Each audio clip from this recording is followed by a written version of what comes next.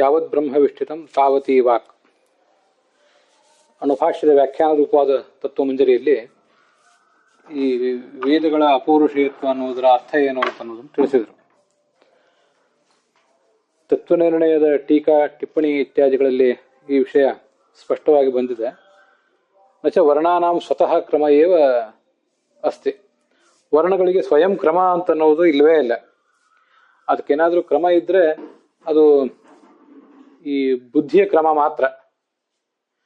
ಆದ್ರಿಂದ ಬುದ್ಧಿ ಅಂದ್ರೆ ಅದು ಒಂದ ಈಶ್ವರನ ಬುದ್ಧಿ ಆಗಬೇಕು ಅಥವಾ ನಮ್ಮ ಬುದ್ಧಿ ಆಗಬೇಕು. ಹಾಗಿರುವುದರಿಂದ ನಮ್ಮ ಬುದ್ಧಿ ಈಶ್ವರನ ಸರ್ವಜ್ಞನಾದಂಥ ಈಶ್ವರನ ಬುದ್ಧಿಯಲ್ಲಿ ಆ ಕ್ರಮ ಯಾವತ್ತೂ ಇದ್ದೇ ಇರ್ತದೆ. ಅದು ಯಾವತ್ತೂ ಹೊಸದಾಗಿ ಆ ಕ್ರಮ ರೂಪುಗೊಳ್ಳೋದು ಅಂತಲ್ಲ. ಆದ್ರಿಂದ ಆ ಸರ್ವಜ್ಞನಾದ ಈಶ್ವರನ ಬುದ್ಧಿಯನ್ನ ನಾವು ಪರಿಗಣಿಸಿದರೆ ವೇದಗಳು ನಿರ್ವಿಕಾರ ನಿತ್ಯ, ಕ್ರಮವೂ ಕೂಡ ಕೃತಕ ಅಲ್ಲ. ಆದರೆ ನಮ್ಮ ಬುದ್ಧಿಯನ್ನು ಪರಿಗಣಿಸಿದರೆ ಆ ಬುದ್ಧಿಯಲ್ಲಿ ಕ್ರಮ ಮತ್ತೆ ಮತ್ತೆ ಹುಟ್ಟುವುದು ಮತ್ತೆ ಮತ್ತೆ ನಾಶ ಆಗುವುದನ್ನು ಕಾಣ್ತಾ ಇರ್ತದೆ. ಆದ್ದರಿಂದ ಈ ಬುದ್ಧಿಯನ್ನು ನಮ್ಮೆಲ್ಲರ ಬುದ್ಧಿಯನ್ನು ಅವಲಂಬಿಸಿ ಅದನ್ನು ಕೃತಕ ಅಂತಲೇ ಹೇಳಬೇಕು ಅಂತ ಇಷ್ಟನ್ನು ತಿಳಿಸಿದ್ದಾರೆ. ಮುಂದೆ ತತ್ವಮಂಜರಿ 8ನೇ ಗದ್ಯ ಭಾಗದಲ್ಲಿ ಹೀಗೆ ಕೇಳ್ತಾರೆ. ನಾನು ಮಾಸ್ತು ಅಪ್ರಾಮಾಣ್ಯಂ ವೇದಸ್ಯ. ವೇದಗಳು ಅಪ್ರಮಾಣ ಆಗುವುದು ಬೇಡ, ಪ್ರಮಾಣವೇ ಆಗಿರಲಿ. ಅಪ್ರಮಾಣ ಆಗುವುದು ಬೇಡ, ಪ್ರಮಾಣ ಆಗಲಿ ಅಂತ ಹೇಳಿದ್ನಲ್ಲ, ಅದಲ್ಲ. ಅದು ನಾನು ಪ್ರಮಾದದಿಂದ ಹೇಳಿದೆ. ಅಪ್ರಮಾಣ ಆಗೋದು ಬೇಡ. ಯಾಕಂದ್ರೆ ಅಪ್ರಮಾಣ ಆಗ್ಲಿಕ್ಕೆ ಬೇಕಾದ ಕಾರಣಗಳಿಲ್ಲ. ಪುರುಷನ ದೋಷ ಅಲ್ಲಿಲ್ಲಲ್ಲ, ಅದೆಲ್ಲ ಸರಿ. ಆದ್ರೆ ಅದು ಪ್ರಮಾಣ ಆಗೋದು ಹೇಗೆ? ಪ್ರಮಾಣ ಆಗ್ಬೇಕಾದ್ರೆ ಅದಕ್ಕೆ ಆ ಪ್ರಮಾಣ ಆಗ್ಲಿಕ್ಕೆ ಬೇಕಾದ ಕಾರಣಗಳು ಬೇಕು. ಅಪ್ರಮಾಣ ಆಗ್ಬೇಕಾದ್ರೆ ಅದಕ್ಕೆ ಹೇಗೆ ಕಾರಣಗಳು ಬೇಕು, ಹಾಗೆ ಪ್ರಮಾಣ ಆಗ್ಲಿಕ್ಕೂ ಕೂಡ ಕಾರಣಗಳು ಬೇಕೇ ಬೇಕು. ಆ ಕಾರಣಗಳಿಲ್ವಲ್ಲ ಅಂತ ಅಲ್ಲೊಂದು ಪ್ರಶ್ನೆ ಬರ್ಬೋದು. ಈಗ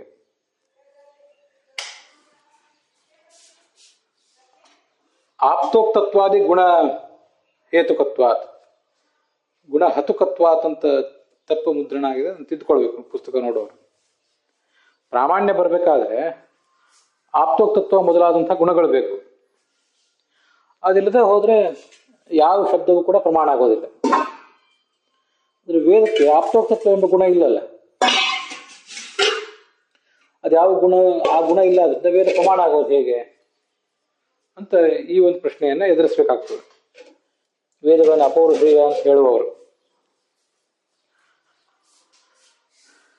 ಆ ಪ್ರಶ್ನೆಗೆ ಉತ್ತರ ರೂಪವಾಗಿ ನಿತ್ಯತ್ವಾತ್ ಅಂತಾನೆ ಉತ್ತರ ಕೊಟ್ಟಿದ್ದಾರೆ. ನಿತ್ಯತ್ವಾತ್ ಅನ್ನೋ ಮಾತೆ ವೇದ ಆಪ್ತೋಕ್ತ ಆಗದೆ ಹೋದ್ರೂ ಕೂಡ ಹೇಗೆ ಪ್ರಮಾಣ ಆದೀತು ಅನ್ನೋದನ್ನ ತಿಳಿಸ್ತದೆ. ಇಲ್ಲಿ ನಿತ್ಯ ಅಂತಂದ್ರೆ ಅನಾದಿ ನಿತ್ಯ ಅಂತ ಅರ್ಥ ಅಲ್ಲ. ಇಲ್ಲಿ ನಿತ್ಯ ಅಂದ್ರೆ ಸಹಜ ಅಂತ ಅರ್ಥ. ವೇದಗಳಿಗೆ ಪ್ರಾಮಾಣ್ಯ ಅಂತನೂ ಸಹಜ ಅಂತ ಹೀಗೆ ಅರ್ಥ ಇಟ್ಕೋಬೇಕು. ನಿತ್ಯತ್ವಾತ್ ಮಾನಮುತ್ತಮ ಅಂತ ಬಂದಿತ್ತಲ್ಲ, ಹಿಂದೆ ನಿತ್ಯತ್ವಾತ್ ಅಂದ್ರೆ ವೇದಾನಾಂ ನಿತ್ಯತ್ವಾತ್ ಅಂತ ಅಧ್ಯಾಹಾರ್ಥ ಮಾಡ್ಕೊಂಡಿದ್ವಿ. ವೇದಾನಾಮ್ ಅನ್ನೋ ಶಬ್ದದ ಅಧ್ಯಾಹಾರ ನಮಗಲ್ಲಿ ಬೇಕಾಗಿತ್ತು. ಇಲ್ಲಿ ನಿತ್ಯತ್ವಾತ್ ಸಹಜತ್ವಾತ್ ಅಂತ ಅರ್ಥ ಮಾಡಿದೀವಲ್ಲ, ಪ್ರಾಮಾಣ್ಯಸ್ಯ ಅಂತ ಇಲ್ಲಿ ಅಧ್ಯಾಹಾರ ಮಾಡ್ಕೋಬೇಕು. ಪ್ರಾಮಾಣ್ಯಸ್ಯ ಅನ್ನೋದನ್ನ ನಾನು ಪ್ರಾಮಾಣ್ಯಸ್ಯ ಅಂತ ಹೇಳಿದ್ರೆ ಅಲ್ಲಿ ಮಾನತ್ವಸ್ಯ ಅಂತಿದೆ. ಅದು ಯೋಗ್ಯತೆಯ ಅನ್ವೇತಿ ಅಂತ. ಯಾವ ಶಬ್ದಕ್ಕೆ ಏನು ಅರ್ಥ ಮಾಡಬೇಕು ಅಂತ ಅನ್ನೋದು ಆ ಅರ್ಥ ಎಲ್ಲಿ ಸೂಟ್ ಆಗ್ತದೆ ಅಂತ ಅನ್ನೋದನ್ನ ಅವಲಂಬಿಸಿದೆ. ಆ ಸೂಟೇಬಿಲಿಟಿನೇ ಯೋಗ್ಯತಾ. ಇಲ್ಲಿ ಸೂಟೇಬಿಲಿಟಿ ಇಲ್ಲಿ ನಿತ್ಯ ಅಂದ್ರೆ ಸಹಜ ಅಂತ ಅರ್ಥ ಮಾಡಿದೀವಲ್ಲ, ಇಲ್ಲಿ ಸಹಜ ಅಂತ ಅರ್ಥ ಮಾಡಿದಾಗ ಅದಕ್ಕೆ ಸೂಟೇಬಿಲಿಟಿ ಇರುವುದು ಮಾನತ್ವ ಎಂಬ ಶಬ್ದದ ಜೊತೆಗೆ. ಮಾನತ್ವ ಅಂದ್ರೆ ಪ್ರಾಮಾಣ್ಯ ಅಂತ ಅರ್ಥ. ಪ್ರಾಮಾಣ್ಯ ಎಂಬುದು ಸಹಜ ಅಂತ ಅರ್ಥ. ಪ್ರಾಮಾಣ್ಯ ಅನ್ನುವುದು ಆಪ್ತೋಕ್ತತ್ವ ಎಂಬ ಗುಣದಿಂದ ಬಂದದ್ದಲ್ಲ, ಅದು ಸಹಜ ಅಂತ ಹೀಗರ್ಥ. ಹಾಗಾದ್ರೆ ಮಾನತ್ವ ಅಂದ್ರೆ ಪ್ರಾಮಾಣ್ಯ, ಅದು ಆ ಮಾನತ್ವಸ್ಯ ಸಹಜತ್ವ ಅಂತ ಹೀಗೆ ವಾಕ್ಯ ಪ್ರಯೋಗ ಆಗ್ತದೆ. ನಿತ್ಯತ್ವಾತ್ ಅಂದ್ರೆ ಸಹಜತ್ವಾತ್ ಅಂತ ಅರ್ಥ. ಕಸ್ಯ ಸಹಜತ್ವಾತ್ ಅಂತ ಆಕಾಂಕ್ಷೆ ಬಂದಾಗ ಮಾನತ್ವಸ್ಯ ಸಹಜತ್ವಾತ್ ಅಂತ ಈಗ ಅದರ ತಾತ್ಪರ್ಯ ಆಗ್ತದೆ.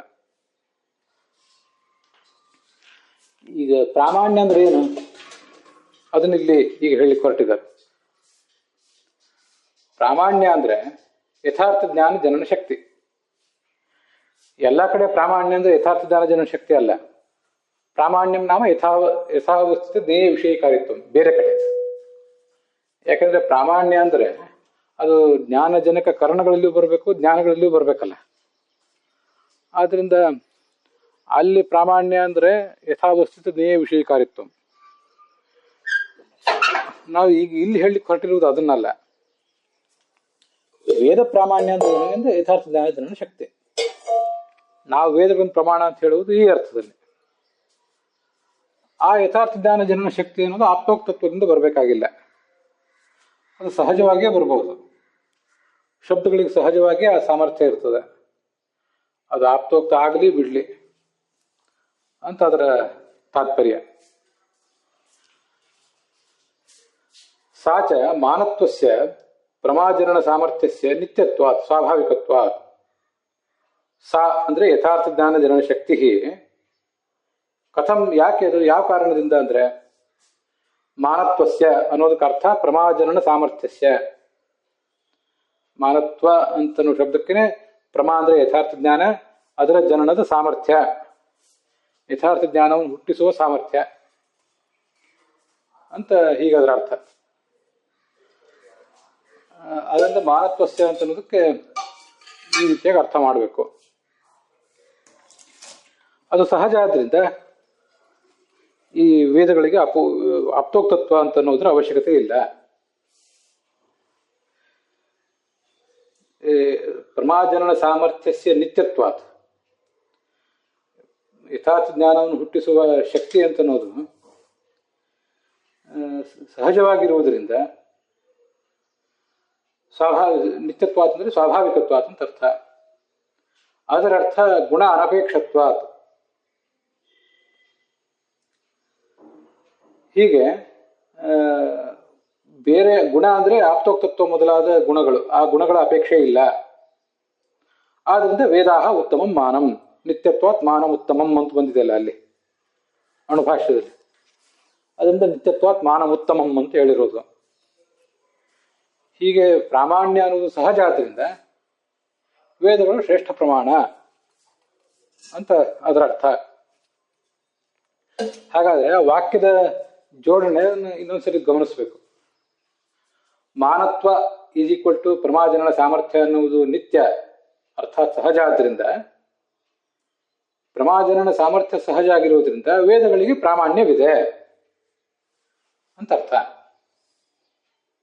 ಸಾ ಅಂದ್ರೆ ಪ್ರಾಮಾಣ್ಯಂ, ಪ್ರಾಮಾಣ್ಯಂ ನಾವು ಯಥಾರ್ಥ ಜ್ಞಾನ ಜನನ ಶಕ್ತಿ. ಎಲ್ಲಾ ಕಡೆನೂ ಕೂಡ ಈ ಪ್ರಮಾಜನನ ಸಾಮರ್ಥ್ಯ ಅಂತ ಅನ್ನೋದು ಸಹಜ. ಅದು ಆದ್ರಿಂದ ವೇದಗಳಿಗೂ ಕೂಡ ಈ ಪ್ರಾಮಾಣ್ಯ, ಯಥಾರ್ಥ ವೇದ ಪ್ರಾಮಾಣ್ಯ ಅಂದ್ರೆ ಯಥಾರ್ಥ ಜ್ಞಾನ ಜನನ ಶಕ್ತಿ ಅನ್ನೋದು ಸಹಜ ಅಂತ ಈ ರೀತಿಯಾಗಿ ಅರ್ಥ.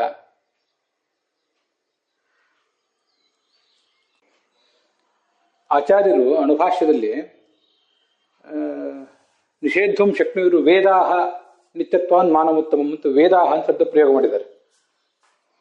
ವೇದಾಹ ಅಂತ ಶಬ್ದ ಪ್ರಯೋಗ ಮಾಡಿದ್ದಾರೆ ಅವರು ಅಲ್ಲಿ ವೇದಾಹ ಅಂತ ಶಬ್ದವನ್ನು ಪ್ರಯೋಗ ಮಾಡಿರುವುದಕ್ಕೊಂದು ಔಚಿತ್ಯ ಇದೆ. ಶ್ರುತಯ ಅಂತ ಶಬ್ದ ಪ್ರಯೋಗ ಮಾಡಬಹುದಿತ್ತು, ಮಾಡಬೇಕಿತ್ತು ಹಾಗೆ ನೋಡಿದ್ರೆ. ಯಾಕೆಂದ್ರೆ ಶ್ರೌತ ಸ್ಮೃತಿ ವಿರುದ್ಧತ್ವಾತ್ ಸ್ಮೃತಯೋನ ಗುಣಾನ್ ಹರೇಹೇ ನಿಷೇಧಂ ಶಕ್ನುಯು ಅಂತ ಅಲ್ಲಿ ಶ್ರೌತ ಅಂತ ಶಬ್ದ ಬಂದಿದೆ. ಹಾಗಾಗಿ ಶ್ರೌತ ಸ್ಮೃತಿ ಅಂತ ಬಂದಿರೋದ್ರಿಂದ ಶ್ರೌತ ಸ್ಮೃತಿ ವಿರುದ್ಧತ್ವಾತ್ ಸ್ಮೃತಯೋನ ಗುಣಾನ್ ಹರೇಹೇ ನಿಷೇಧಂ ಶಕ್ನುಯು. ಆದ್ರಿಂದ ಶ್ರುತಯ ನಿತ್ಯತ್ವಾತ್ ಉತ್ತಮಂ ಮಾನಂ, ವೇದಗಳು ಉತ್ತಮವಾದ ಮಾನವಾಗಿದೆ. ಹೀಗೆ ವೇದಗಳು ಅನ್ನೋ ಶಬ್ದ ಬದಲು ಶ್ರುತಯ ಶಬ್ದ ಪ್ರಯೋಗ ಮಾಡಬಹುದಿತ್ತು, ಯಾಕೆಂದ್ರೆ ಹಿಂದೆ ಅದೇ ಶಬ್ದ ಬಂದಿತ್ತು. ಆದ್ರೆ ಆ ಶ್ರುತಯ ಶಬ್ದ ಪ್ರಯೋಗ ಮಾಡಿಲ್ಲ ಆಚಾರ್ಯರು, ವೇದ ಶಬ್ದ ಪ್ರಯೋಗ ಮಾಡಿದ್ದಾರೆ. ಯಾಕೆ ಅಂತಂದ್ರೆ ವೇದ ಅನ್ನೋ ಶಬ್ದಕ್ಕೆ ಮತ್ತು ಶ್ರುತಿ ಅನ್ನೋ ಶಬ್ದಕ್ಕೂ ಅರ್ಥ ವ್ಯತ್ಯಾಸ ಇದೆ. ಎರಡು ಹೇಳುವುದು ಒಂದನ್ನೇ, ಆದ್ರೆ ಅರ್ಥ ವ್ಯತ್ಯಾಸ ಇದೆ. ಅದೇನು ಅರ್ಥ ವ್ಯತ್ಯಾಸ ಅಂದ್ರೆ, ವೇದಾಸ್ತೆ ನಿತ್ಯ, ವೇದ ಅಂದ್ರೆ ಯಾವುದು ತಿಳಿಸ್ತದೋ ಅದು ವೇದ. ವೇದಾಹ್ಯೇನಂ ವೇದಯಂತಿ ಅಂತ ಒಂದು ವೇದವಾಕ್ಯ ಇದೆ. ಅದನ್ನ ಇಲ್ಲಿ ಆಚಾರ್ಯರು ಮನಸ್ಸಲ್ಲಿ ಇಟ್ಕೊಂಡು ವೇದ ಅಂತ ಶಬ್ದ ಪ್ರಯೋಗ ಮಾಡಿದ್ದಾರೆ. ವೇದಾಹೀನಂ ವೇದಯಂತಿ ತಸ್ಮಾದಾಹುರ್ ವೇದ ಇತಿ ಅಂತ. ಪರಮಾತ್ಮನನ್ನು ವೇದಗಳೇ ತಿಳಿಸ್ತವೆ, ಆದ್ರಿಂದ ಅವುಗಳಿಗೆ ವೇದಯಂತಿ ಇತಿ ವೇದಾಹ, ತಿಳಿಸುವುದರಿಂದ, ಭಗವಂತನನ್ನು ತಿಳಿಸುವುದರಿಂದ ಅವುಗಳಿಗೆ ವೇದ ಅಂತ ಹೆಸರು. ತಸ್ಮಾದಾಹು ವೇದಾಹ. ಸರಿಯಾ? ಆದ್ರಿಂದ ವೇದಯಂತಿ ಇತಿ ವೇದಾಹ ಅಂತ ಶಬ್ದ ಪ್ರಯೋಗ ಮಾಡಬೇಕಾಗಿದೆ. ಶ್ರುತಯ ಅಂತ ಹೇಳಿದ್ರೆ, ಶ್ರುತಿಯನ್ನು ಶಬ್ದಕ್ಕೆ ಅರ್ಥ ಏನು? ಶ್ರುತಯಶ್ಚ ಅಖಿಲೈಹಿ ಶ್ರುತೇಹೇ, ಎಲ್ಲರಿಂದಲೂ ಕೇಳಲ್ಪಟ್ಟಿವೆ ಹೊರತು ಯಾರಿಂದಲೂ ರಚಿಸಲ್ಪಟ್ಟಿಲ್ಲ ಅಂತ ತತ್ವ ನಿರ್ಣಯದಲ್ಲಿ ಹಿಂದೆ ಬಂದದನ್ನು ನೋಡಿದ್ದೇವೆ ನಾವು. ಆದ್ರಿಂದ ಶ್ರುತಿಯನ್ನು ಶಬ್ದ ಪ್ರಯೋಗ ಮಾಡಿದ್ರೆ ಯಾವುದು ಭಗವಂತನ ತಿಳಿಸ್ತವೋ ಅಂಥ ಜ್ಞಾನ ಸಾಧನ ಅಂತ ಅರ್ಥ ಸಿಗ್ತಿರ್ಲಿಲ್ಲ. ಈಗ ವೇದ ಅಂತ ಶಬ್ದ ಪ್ರಯೋಗ ಮಾಡಿದ್ರೆ ಭಗವಂತನನ್ನು ತಿಳಿಸುವ ಸಾಮರ್ಥ್ಯ ಅದಕ್ಕೆ ಸಹಜವಾಗಿದೆ ಅಂತ ತಿಳಿಸಿದ ಹಾಗಾಯ್ತು. ಇತ್ಯಾದೇಹೇ ವಿದುಧಾತ್ವರ್ಥಕ ಧಾತ್ವರ್ಥ ಜ್ಞಾನಜನಕತ್ವ ದ್ಯೋತರಾಯ. ವಿಧ ಜ್ಞಾನಿ ಅಂತ ಧಾತುವಿನಿಂದ ವೇದಯಂತಿ ವೇದ, ಆದ್ರಿಂದ ಅವುಗಳಿಗೆ ಜ್ಞಾನ ಜನನ ಶಕ್ತಿ ಇದೆ ಅಂತ ತೋರಿಸಿಕೊಟ್ಟಾಗಾಯ್ತು. ತಥಾಚ ಬೋಧಕತ್ವಾತ್ ದೋಷಾಭಾವೇನ ವಿಪರೀತ ಬೋಧಕತ್ವಾಭಾವಾತ್ ವೇದ ಉತ್ತಮ ಮಾನಮಿತ್ಯರ್ಥ. ವೇದಗಳು ಬೋಧಕ ಅಂತೂ ಆಗೇ ಆಗಿವೆ. ಬೋಧಕತ್ವ ಶಕ್ತಿ ಅದಕ್ಕೆ ಸ್ವಾಭಾವಿಕ, ಆತ್ಮೋಕ್ತತ್ವದಿಂದ ಬರಬೇಕಾಗಿಲ್ಲ. ಮತ್ತೆ ವಿಪರೀತ ಬೋಧಕತ್ವ ಅಂತೂ ಇಲ್ಲ. ಯಾಕೆ ವಿಪರೀತ ಬೋಧಕತ್ವ ಇಲ್ಲ ಅಂದ್ರೆ ದೋಷ ಇಲ್ಲ ಅದರಿಂದ. ಆದ್ರಿಂದ ಅವು ಉತ್ತಮವಾದ ಪ್ರಮಾಣ ಆಗಿವೆ ಅಂತ ತಾತ್ಪರ್ಯ ಆಗ್ತದೆ. ವೇದಾಂತ ಶಬ್ದದಿಂದ ಅವು ಭಗವಂತನ ತಿಳಿಸ್ತವೆ ಅಂತ ಅಷ್ಟೇ ಗೊತ್ತಾಗ್ತದೆ. ಅವು ದೋಷರಹಿತವಾಗಿ ಇದೆ ಅಂತ ಅದು ಅದರಿಂದ ಗೊತ್ತಾಗೋದಲ್ಲ. ವೇದಾಹ್ಯೇವೈರಂ ವೇದಯಂತಿ ತಸ್ಮಾದಾಹುರ್ ವೇದ ಐತಿ ಅನ್ನೋ ವೇದ ವಾಕ್ಯದಿಂದ ಅವು ಭಗವಂತನ ತಿಳಿಸ್ತವೆ ಅಂತ ಇಷ್ಟೇ ತಿಳಿಯೋದು. ಆದರೆ ಮುಂದೆ ಅವು ಅಪೌರುಷೇಯ ಅಂತ ಅನ್ನೋದು ವಾಚಾ ವಿರೂಪ ನಿತ್ಯಯ ಸ್ತವಮಿ ಬ್ರಹ್ಮ ತತ್ಪರಮಂ ಪದಂ ಇತ್ಯಾದಿ ಮಾತುಗಳಿಂದ ತಿಳಿದು ಬರಬೇಕು. ಅಪೌರುಷ ಆಮೇಲೆ ಅದರಿಂದ ವಿಪರೀತ ಬೋಧಕ ಅಲ್ಲ ಅಂತಲೂ ಗೊತ್ತಾಗ್ತದೆ. ಹೀಗೆ ಇದೆರಡು ಬೋಧಕತ್ವ ಅನ್ನೋದು ಒಂದು ಶ್ರುತಿಯಿಂದ, ವೇದಾಹೀನಂ ವೇದಯಂತಿ ಅನ್ನೋ ಮಾತಿನಿಂದ ಗೊತ್ತಾಗಬೇಕು. ಬೋಧಕತ್ವ ಅಂದ್ರೆ ಜ್ಞಾನಜನಕತ್ವ. ವಿಪರೀತ ಬೋಧಕತ್ವ ಇಲ್ಲ ಅಂತ ಅನ್ನೋದು ವಾಚಾ ವಿರೂಪ ನಿತ್ಯ ಇತ್ಯಾದಿ ಶ್ರುತಿಗಳಿಂದ ತಿಳಿದು ಬರಬೇಕು. ಹೀಗರ್ಥ. ಅಲ್ಲಿಗೆ ಈ ಭಾಗ ಸಮಾಪ್ತವಾಗಿದೆ.